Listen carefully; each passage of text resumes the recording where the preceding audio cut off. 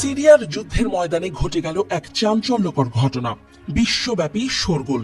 মার্কিন MQ-9 reaper drone ভূপাতিত হয়েছে। কারা বিশ্ব মোড়লদের ড্রোনে হামলা করেছে? সিরিয়ার বিদ্রোহী যোদ্ধারা নয় তো? কি করলো? এর পেছনে কোনো ঘটনা রয়েছে?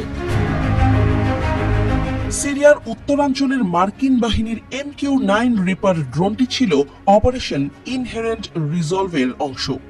এই ড্রোনটি যুক্তরাষ্ট্রের একটি অত্যন্ত মূল্যবান প্রযুক্তিতে তৈরি, যার দাম কয়েক মিলিয়ন ডলার। কিন্তু কিভাবে এটি ভূপাতিত হলো? মার্কিন সমর্থিত YPG কুর্দি মিলিশিয়ারা ভেবেছিল ড্রোনটি তুর্কি বাহিনীর বিমান বাহিনীর অংশ। এই ভুলের কারণ ছিল একটি বড় গোলযোগের পরিস্থিতি। উত্তর সিরিয়ায় সম্প্রতি তুরস্ক সমর্থিত সিরিয়ান বিদ্রোহীরা কুর্দি বাহিনীর দখলকৃত এলাকা মুক্ত করতে চাচ্ছিল, ফলে সেখানে বেশ উত্তেজনা বিরাজ করছিল।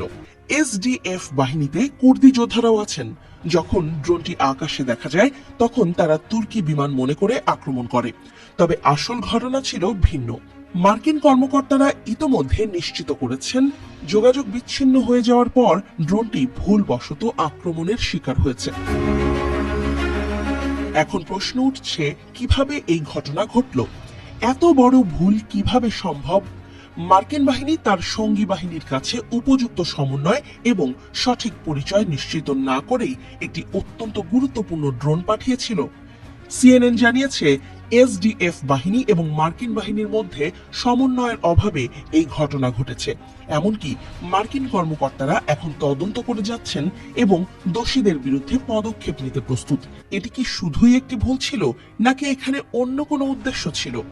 তুরস্ক এবং মার্কিন যুক্তরাষ্ট্রের মধ্যে কুর্দি বাহিনীর সমর্থন নিয়ে দীর্ঘদিন ধরে উত্তেজনা রয়েছে। তুরস্ক যুক্তরাষ্ট্র সমর্থিত কুর্দি বাহিনী YPG।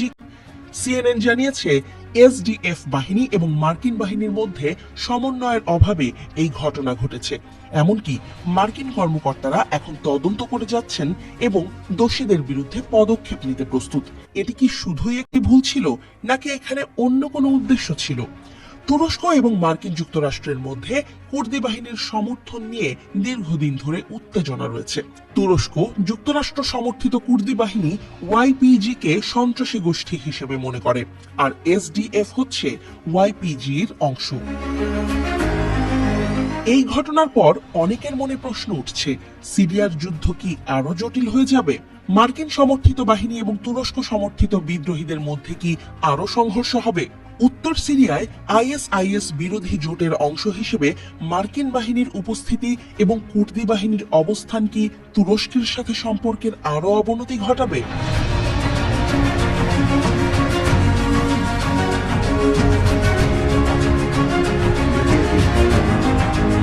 সাবস্ক্রাইব করুন এবং বেল আইকন প্রেস করে পাশে থাকুন।